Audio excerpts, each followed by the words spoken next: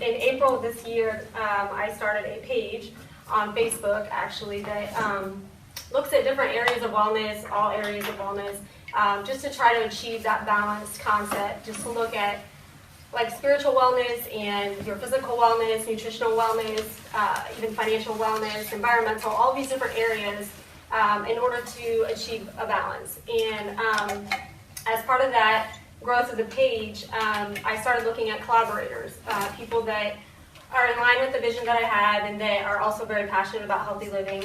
And that's where Chad came in. I've known him for a number of years through dance instruction and boxing instruction.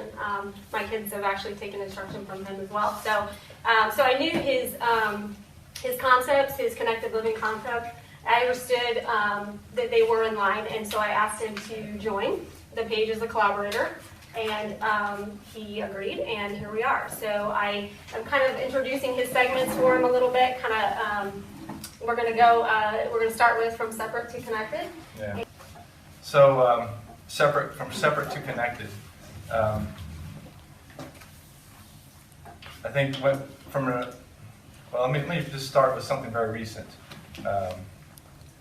One of the people here I was talking to last week, I said how I was having a little bit of struggle about doing this because I'm an introvert, and she was like, "You're an introvert?" Because I've done a lot of things, I put myself out there a lot, but I really, when as a child, I was extremely shy. I made good grades in high school, but you couldn't force me to do a speech. And I'd take an F every time. One time I did one, and I didn't prepare anything. I actually got an A. But no, I didn't. Well, I was surprised at how it turned out. But what brought up that conversation was when I was having these doubts about this recently.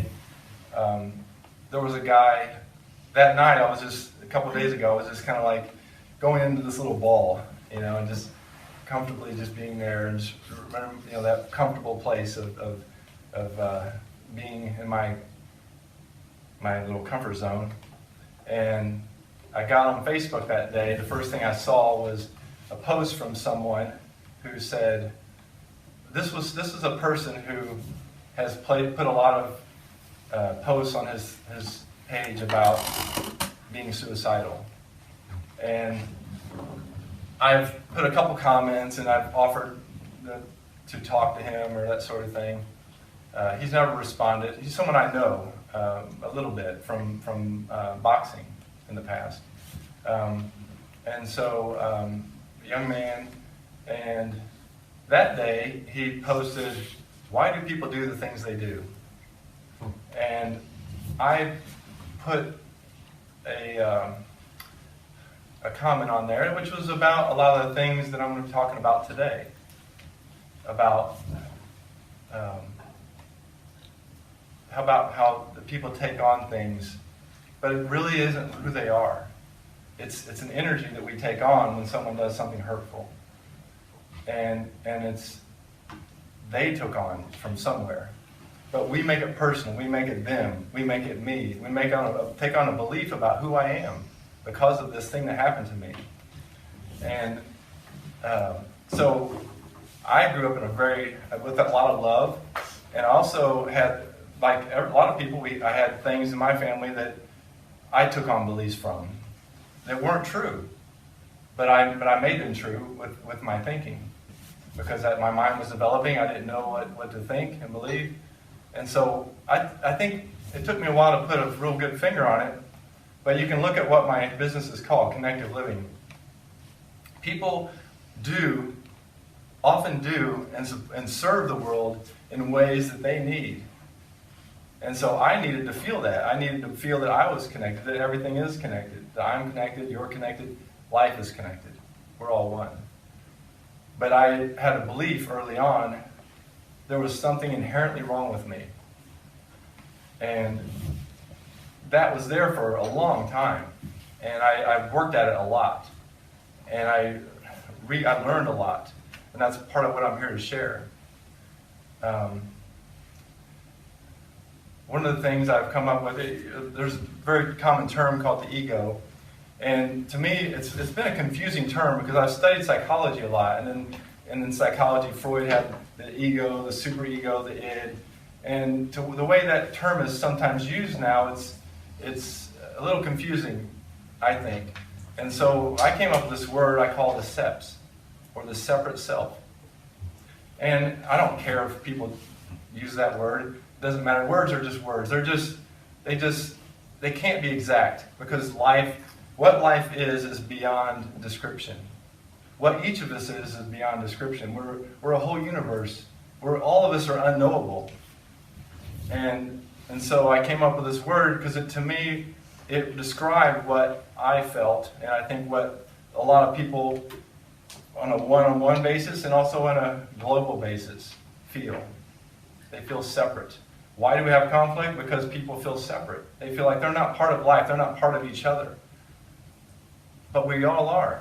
We have this body, and it gives us a sense that I'm separate. And it's part of the teaching from our leaders sometimes. And so, but that's why I'm here doing this, is because I've learned that's not true. And there's a lot of other people that know that that's not true. And all of us know it's not true inside ourselves. There is you think about an airplane, it's got an autopilot. And it's always, it might go off a little, and the autopilot pulls it back. And what's pulling it back?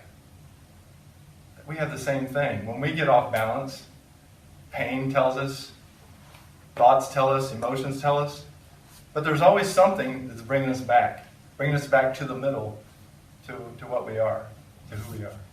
So that's what this is about today. I did a lot to discover those things, and I'm going to be sharing those things. And I tell you, it's describing some of this stuff for me is kind of like telling someone, what do you know about the English language? That's not easy to say, right? But I'm going to tell you as best I can and break it down. The way I live, I go from role to role, but I have this perspective from all the roles I play of everything being connected. And I try to get that across in what I do and how I am. I don't try to program anyone's thinking, but I just live this way, and I see how that affects people around me. So this, I guess that is a little bit of a description of what we're here for today, and how some of the how I came from, and people can go from separate to connected, and we're going to break down and go to different pieces of how that can be, and then end with how can that look for you? What can you do with that? And how can you use these principles in your life? We're going to use roles that I've played, but what roles do you play? And how can you do it? And then there's also a very important physical component that we all need to use our bodies. So we'll go over some of that stuff. Thank you for joining for this first video, and all the people here supporting me, and also yourselves, and your own sense of being connected. And I'm glad that you're here with me as we continue to discover how everything is connected.